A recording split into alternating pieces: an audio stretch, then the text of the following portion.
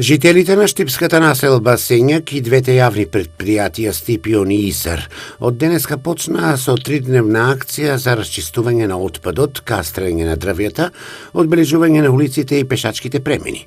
Директорот на јавното предпријатие Стипион Сашко Протогеров вели дека во оваа населба ќе се заменат и уличните светилки. Урбаната заедница Сењак во соработка со јавните предпријатија Стипион и Исар организира 3-дневна акција со цел отстранување на дрвата, кастрење на дрвата што може да предизвикат штета во населбата, обележување на хоризонтална сигнализација, замена на уличните осветлувања, отстранување на отпад од домакинствата.